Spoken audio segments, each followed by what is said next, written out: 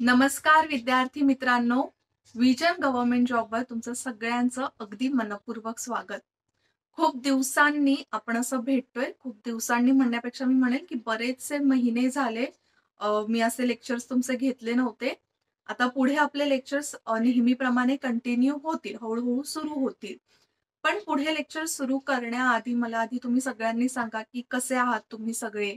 अभ्यास बरोबर चालू आहे ना तुमचा? आता परीक्षा जवळ येतेय. प्लस तुमची हेल्थ कशी आहे? जे काही सांगायचंय ते सांगू शकता, कारण की भरपूर दिवसांनी भेटतोय आपण. जे जुने स्टुडंट्स आहेत ते तर मला ओळखतात. आय होप तुमच्या मी लक्षात आहे. जर विसरला नसाल तर नक्कीच ओळखा. आणि जे नवीन स्टुडंट्स आहेत त्यांची तर आता ओळख होईलच माझ्याबरोबर. सो आजपासून आपण लेक्चरला सुरुवात करतोय. जरी मी चॅनलवर येत नसली, तुमचे लेक्चर्स करंट अफेअर्सचे घेत नसली, तरी विजन स्टडीवर आपले लेक्चर्स होत होते. आपल्या टेस्ट कंडक्ट केल्या जात होत्या.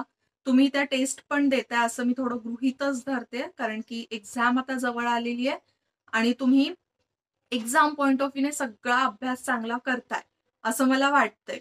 ओके? सो आजपासून आपण करंट अफेअर्सचं लेक्चर सुरू करूया. जरा सुरुवातीला आपण हळू हे लेक्चर्स घेऊया. रोज कदाचित मला घ्यायला मिळणार नाहीत. पण हां, हळू आपण डेली बेसिसवर सुद्धा लेक्चर घ्यायला सुरुवात करूया. ठीक आहे? करंट अफेअर्स मी घेत नव्हती, पण आय होप की तुम्ही तरी कनेक्टेड होतात करंट अफेअर्सशी. हे लेक्चर्स आपण आधी जसे घेत होतो नेहमीप्रमाणे तसेच घेणार आहोत. एखादा टॉपिक मी तुमचा घेईल. ओके? त्यानंतर त्या टॉपिकला आपल्याला कशाशी लिंक करायचंय ते म्हणजे कोर सब्जेक्टशी, की जेणेकरून तो टॉपिक तुमच्या परीक्षेच्या दृष्टीने महत्वाचा ठरणार आहे. प्लस त्याच्यावर कसे प्रश्न विचारले जाऊ शकतात किंवा एखादा प्रश्न मी तुमच्यासाठी सुद्धा देत जाईल. ठीक आहे? सो नेहमीप्रमाणे जसं आपण आधी कंडक्ट करत आलेलो आहोत करंट अफेअर्सचे टॉपिक्स तसेच करतोय. ठीक आहे? मग आता पहिलं फॉर्च्युनेटली और अनफॉर्च्युनेटली नेहमीप्रमाणे पॉलिटीचाच थोडासा टॉपिक घेतोय आणि आजच्या लेक्चरमध्ये आपण डिस्कस करणार आहोत ते म्हणजे संसदीय विशेष अधिकारांवर. ठीक आहे, याला तुम्ही पार्लिमेंटरी प्रिव्हिलेजेस असं सुद्धा म्हणू शकता. आणि या विशेष अधिकारांचा जर कोणी भंग केला, जर त्यांचं कोणी उल्लंघन केलं, तर त्याला शिक्षा होऊ शकते का? ही शिक्षा कोण देईल? अशा बऱ्याचशा गोष्टी आपल्याला आजच्या लेक्चरमध्ये डिस्कस करायच्या आहेत. मग आज आपण का म्हणतोय प्रिव्हिलेजेस बद्दल किंवा या विशेष अधिकारांबद्दल, तर रिसेंटलीच एक 2-3 दिवसांपूर्वी तुम्ही ऐकलं असाल की आपल्या राज्यसभेचे एक सदस्य आहेत किंवा आपले जे माजी चीफ जस्टिस आहेत, chief justice of India Ranjan Gogoi हे आता सध्या राज्यसभेचे सदस्य आहेत. तर त्यांच्या विरोधामध्ये एक प्रिव्हिलेज मोशन, आता प्रिव्हिलेज मोशन म्हणजेच काय, तर विशेष अधिकारांचा भंग प्रस्ताव असं किंवा विशेष अधिकार प्रस्ताव असं तुम्ही म्हणू शकता, हा मांडण्यात यावा याच्यावर चर्चा बरीचशी सुरू आहे. अजून याच्यावर पुढे काही झालेलं नाहीये. पण हा, हे प्रिव्हिलेज मोशन यांच्या विरोधात का मांडण्यात येतंय, त्याच्यावर का बोललं जातंय, या सगळ्या गोष्टी आपण हळूहळू डिस्कस करूया. ठीक आहे? सो बघा सर, एक छोटंसं मी तुम्हाला सांगून टाकते पटकन, की रंजन गोगोई जे आहेत ते आता नॉमिनेटेड म्हणजे नामनिर्देशित सदस्य आहेत राज्यसभेचे. राज्यसभेमध्ये किती नामनिर्देशित सदस्य असतात? एकूण 12 नामनिर्देशित सदस्य असतात. आणि कोण निवड करतात त्यांची किंवा कोण नामनिर्देशित करतात यांना, तर राष्ट्रपती करतात. ओके? सो त्यापैकी हे एक आहे.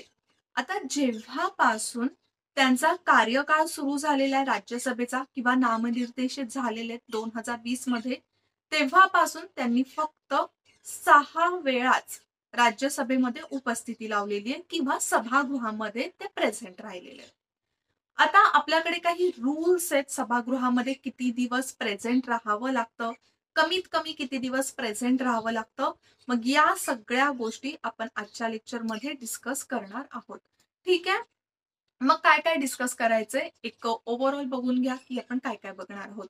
एक म्हणजे विशेषाधिकार प्रस्ताव नक्की काय आहे. हा जो प्रस्ताव आहे तो तृणमूल काँग्रेस, ओके, काय तर तृणमूल काँग्रेस कडून चे जे 2 खासदार आहेत त्यांच्याकडून नोटीस देण्यात आलेली. तर हा नक्की प्रस्ताव काय आहे ते समजायचे आपल्याला. त्यानंतर जे मेंबर ऑफ पार्लिमेंट आहेत म्हणजेच खासदार, यांच्याबद्दल सभागृहाचे काय थोडेफार नियम आहेत उपस्थितीबद्दल ते बघायचे. त्यानंतर संसदीय विशेषाधिकार, व्हेरी व्हेरी व्हेरी इम्पॉर्टंट. या लेक्चरमध्ये आपण हा खूप महत्वाचा पॉइंट बघणार आहोत, जो तुमच्या एक्झाम पॉइंट ऑफ व्ह्यूने व्हेरी इम्पॉर्टंट आहे. त्यानंतर विशेषाधिकार भंगाविरुद्ध प्रस्ताव कोण मांडू शकतं, त्याच्यावर संपूर्ण प्रक्रिया कशी घडू शकते, याचा हक्क कोणाला आहे आणि याचं फायनल सोल्युशन काय असू शकतं, या सगळ्या गोष्टी लेक्चरमध्ये डिस्कस करायच्या.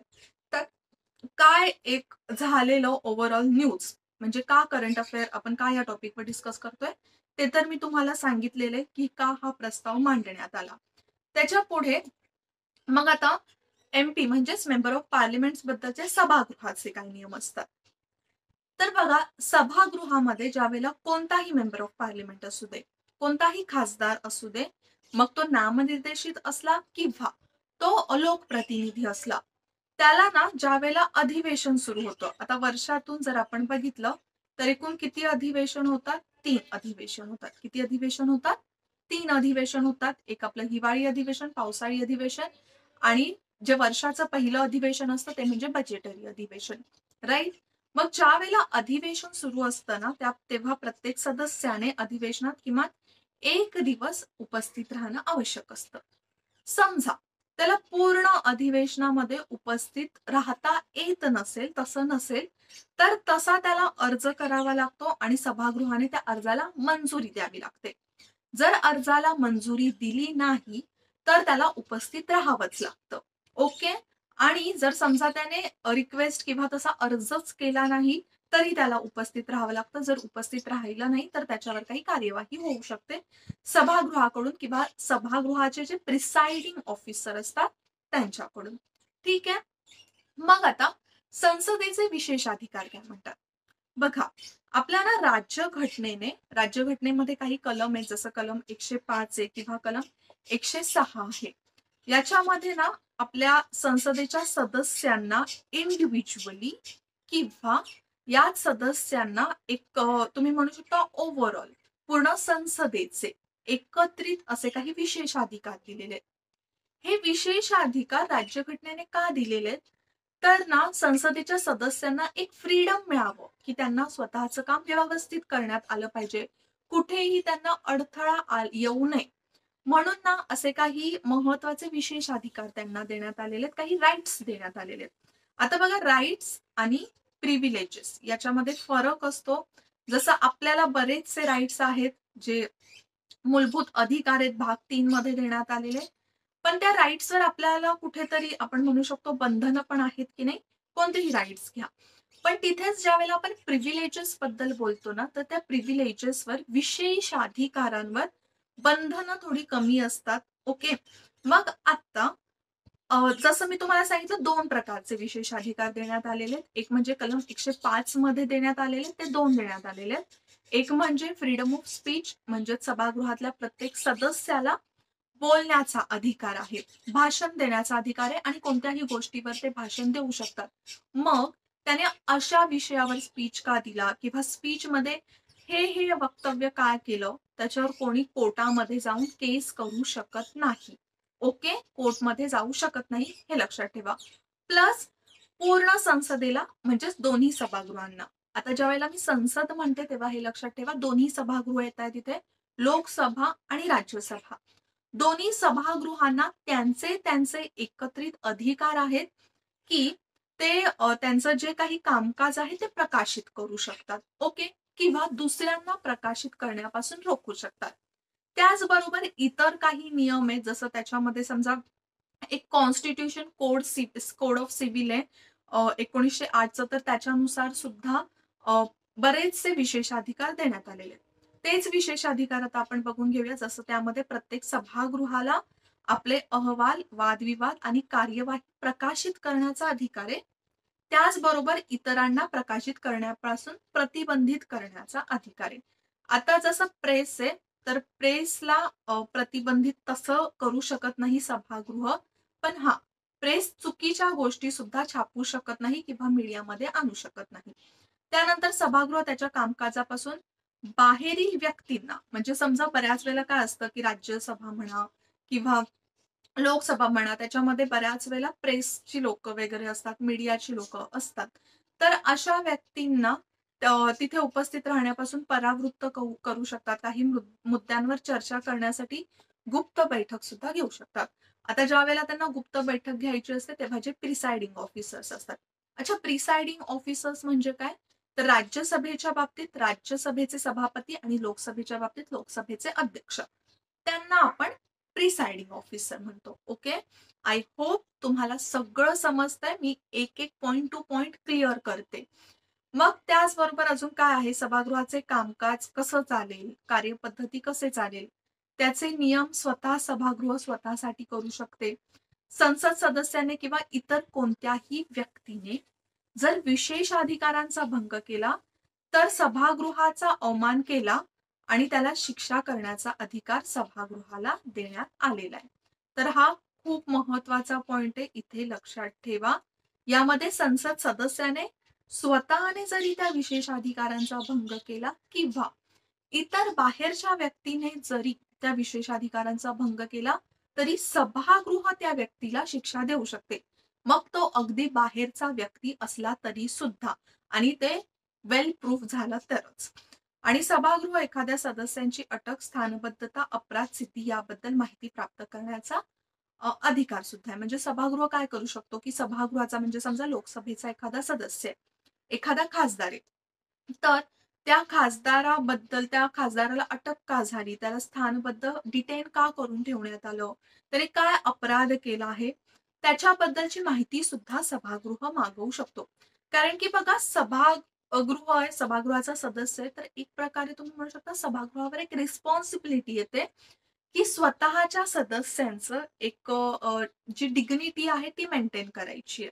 राईट. मग ती डिग्निटी मेंटेन करण्यासाठी त्यांच्याकडे सगळी इन्फॉर्मेशन असणं सुद्धा गरजेचं असतं. ओके. त्याचबरोबर आता हे जे सगळे आपण बघितले ते संसदीय विशेषाधिकार होते. म्हणजे प्रत्येक सभागृहाला ते एकत्रित अधिकार होते. आता आपण बघूया की इंडिव्हिज्युअल म्हणजेच वैयक्तिक विशेषाधिकार काय आहेत. तर एक म्हणजे भाषण स्वातंत्र्य, जे मी तुम्हाला सांगितलं कलम 105 मध्ये देण्यात आलेले आहे. राईट. त्याचबरोबर अटकेपासून स्वातंत्र्य आणि साक्षीदार म्हणून गैरहजर राहण्याची परवानगी सुद्धा आहे.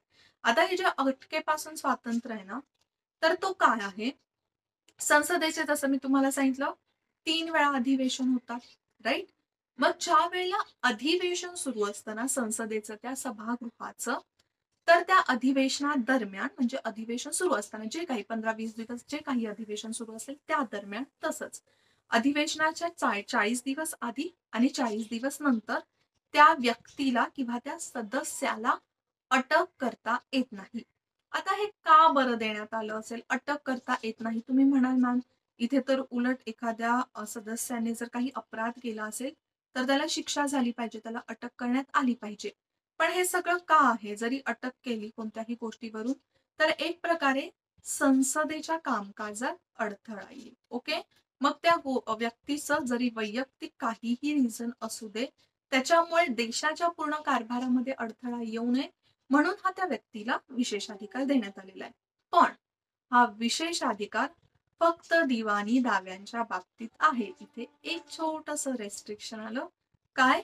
तर फक्त दिवाणी म्हणजेच जे काही सिव्हिल दावे असतील त्याच्या बाबतीत त्या व्यक्तीला, त्या सदस्याला अटक करता येणार नाही. पण जर त्याने इतर काही गुन्हा केला असेल, खून वगैरे केली असेल, चोरी वगैरे केली असेल, इतर काही अपराध केला असेल, फौजदारी, तर त्या बाबतीत क्रिमिनल, तर त्या बाबतीत त्याला अटक केली जाऊ शकते क्रिमिनल कोड बिल नुसार.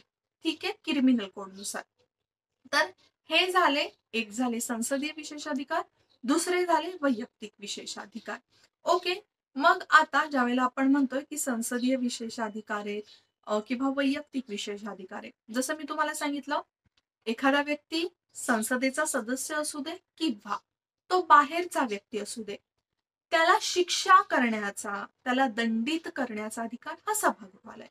तसं तर सभागृहाला आहे, म्हणजेच एक प्रकारे फायनल जो अधिकार आहे तो सभागृहाच्या अध्यक्षाला आहे. कोणाला? अध्यक्षाला किंवा सभापतीला आहे. ठीक आहे. पण तो जो काही अपराध असेल तो पहिला सिद्ध होणं गरजेचं असेल. आता तुम्ही म्हणाल मॅम सदस्याला तर ठीक आहे, मग बाहेरचा व्यक्ती सभागृहाच्या विशेष अधिकारांचं, कारण की त्याला विशेष अधिकार तर मिळाले नाहीयेत, मग त्या विशेष अधिकारांचं उल्लंघन कसं करेल? एक ना छोटंसं एक्झाम्पल मी तुम्हाला देते. जसं मी सांगितलं, की प्रत्येक सदस्याला भाषण करण्याचं स्वातंत्र्य देण्यात आलेलं आहे. फ्रीडम ऑफ स्पीच आहे. मग त्या व्यक्तीने एखाद्या गोष्टीबद्दल, एखाद्या टॉपिकबद्दल भाषण केलं आणि त्याच्यावर काहीतरी चुकीचं एखाद्या बाहेरच्या व्यक्तीकडून, आपल्या आम आदमीकडून समजा काही बोललं गेलं आणि सभागृहाला वाटलं, की त्याच्यामुळे सभागृहाचं कामकाज आहे ते थांबू शकते. सभागृहाचं कामकाज थांबतंय याचाच अर्थ तिथे विशेषाधिकारांचा भंग होतोय, विशेषाधिकारांचं उल्लंघन होतंय. मग त्या व्यक्तींना काहीतरी शिक्षा केली जाऊ शकते किंवा समजा त्या व्यक्तींनी खूप असं माफी वगैरे मागितली तर कदाचित सोडलं पण जाऊ शकतं. पण हां, सभागृह त्यांना शिक्षा करू शकतं. बघा, जेव्हा यापैकी कोणत्याही अधिकारांची अवहेलना केली जाते किंवा त्या गुन्ह्याला विशेषाधिकारांचा भंग असं म्हटलं जातं आणि संसदेच्या कायद्यानुसार ते दंडनीय सुद्धा आहे. सभागृह सदस्यांनी तसंच बाहेरील व्यक्तींना विशेष अधिकारांचे हनन, सभागृहाचा अपमान या केल्याच्या कारणावरून निंदा, चेतावणी म्हणजे काय? तर एक प्रकारे चेतावणी दिली जाऊ शकते, की जर अजून पुढे तुम्ही असंच करत राहाल, तर तुम्हाला शिक्षा होईल. ठीक आहे, अटक किंवा दंडित सभागृह करू शकते. अच्छा, आता हे जे विशेष अधिकार आहे, मी प्रत्येक वेळेला तुम्हाला सांगते, की सदस्यांना प्राप्त आहेत. सदस्य कोण कोण आहेत? नामनिर्देशित सदस्य आहेत, जसं आत्ताच आपण बघितलं, जे माजी चीफ जस्टिस ऑफ इंडिया ते सुद्धा सदस्य आहेत, पण ते नामनिर्देशित आहेत. त्याचबरोबर लोकप्रतिनिधी म्हणा.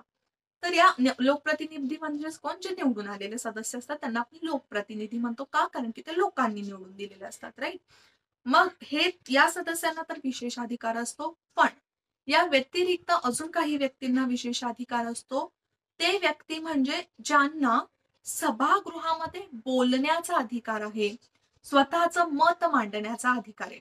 बघा, मतदान तर सदस्यांव्यतिरिक्त कोणीच करू शकत नाही. इनफॅक्ट मतदान तर जे सभागृहाचे प्रिसाइडिंग ऑफिसर्स असतात, अध्यक्ष आणि सभापती, ते सुद्धा करू शकत नाही. पण जे सभागृहामध्ये ज्यांना बोलण्याचा अधिकार आहे, त्यांना कोणत्याही गोष्टीवर डिस्कशन करण्याचा अधिकार आहे, त्यांना सुद्धा हे विशेषाधिकार प्राप्त झालेले आहेत. फॉर एक्झाम्पल तुम्ही म्हणू शकता अटॉर्नी जनरल ऑफ इंडिया, म्हणजेच कोण? तर भारताचे जे महान्यायवादी आहेत, त्यांना सुद्धा अधिकार आहे सभागृहाच्या विशेष अधिकारांचं. जसं जर आपण राज्यामध्ये बघितलं, राज्य सरकारमध्ये, राज्य विधिमंडळामध्ये, तर तिथे सुद्धा जे महाधिवक्ता आहेत त्यांना विशेष अधिकार प्राप्त झालेले आहेत सदस्यांसारखेच. पण मला सांगा, राष्ट्रपतींना हे विशेष अधिकार प्राप्त आहेत की नाही? आपण जर बघितलं तर आपल्या भारताचे राष्ट्रपती हे आपल्या संसदेचे एक अविभाज्य घटक आहेत, राईट? पण त्यांना संसदीय विशेषाधिकार आहेत की नाही ते मला कमेंटमध्ये सांगा. खूप महत्वाचा प्रश्न आहे. मल्टी लायनर्स मध्ये त्याच्यावर प्रश्न विचारला जाऊ शकतो.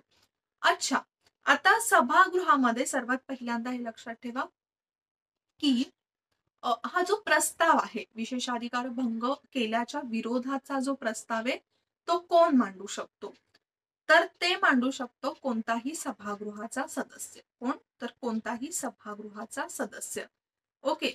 मग तो खाजगी असू शकतो किंवा सरकारी सदस्य असू शकतो. ठीक आहे. कोणताही सदस्य विशेषाधिकार भंग झाला त्याच्या विरोधामध्ये एक प्रस्ताव मांडू शकतो. त्यालाच आपण म्हणतो, जर इंग्लिशमध्ये प्रॉपर याला शब्द बघितला तर तो आहे ब्रीच ऑफ प्रिव्हिलेज. काय? तर ब्रीच ऑफ प्रिव्हिलेज. हे लक्षात ठेवा, महत्वाचे. म्हणजेच विशेषाधिकार भंग प्रस्ताव, Breach of privilege. Okay. So हा प्रस्ताव मांडला जातो कोणत्याही सदस्याकडून. पण हा प्रस्ताव मांडण्याआधी ना एक नोटीस द्यावी लागते आणि ही नोटीस जी आहे, म्हणजे हा प्रस्ताव मांडावा की नाही मांडावा, तो पूर्णपणे अधिकार असतो राज्यसभेचे अध्यक्ष, सभापती यांच्याकडे, म्हणजेच प्रिसाइडिंग ऑफिसर्सकडे हा अधिकार असतो. हे विशेषाधिकार प्रस्तावाच्या छाननीचे पहिले स्तर आहे. ओके, अध्यक्ष वगैरे. आणि विशेषाधिकार प्रस्तावावर ते स्वतः निर्णय घेऊ शकतात. ओके, एकतर स्वतः निर्णय घेऊ शकतात, त्यांना असं वाटलंय की हा सभागृहाच्या विशेषाधिकारांचं इथे उल्लंघन झालेलं आहे, अवहेलना झालेली आहे, त्याचं हनन झालेलं आहे, तर त्या कारणावरून ते स्वतःच निर्णय घेऊ शकतात. त्यांना काय शिक्षा केली जाऊ शकते, त्यांना सभागृहापासून समजा कितीतरी दिवस लांब राहायला सांगितलं जाऊ शकतं. ठीक आहे, किंवा काही चेतावणी दिली जाऊ शकते. तर हे स्वतः सभागृहाचे अध्यक्ष किंवा सभापती करतील किंवा संसदेच्या विशेषाधिकार समितीकडे ते पाठवू शकतात. कोणाकडे? तर संसदेची एक विशेषाधिकार समिती स्थापन केली जाईल आणि त्या समितीकडे पाठवलं जाईल आणि तिथे डिस्कशन केलं जाईल की काय रिझन आहे आणि त्याच्यामध्ये ज्यांच्यावर हा आरोप करण्यात आलेला आहे त्यांना त्यांची बाजू मांडण्याची सुद्धा एक संधी दिली जाईल. ठीक आहे. सो ही गोष्ट लक्षात ठेवा. महत्वाचं आहे.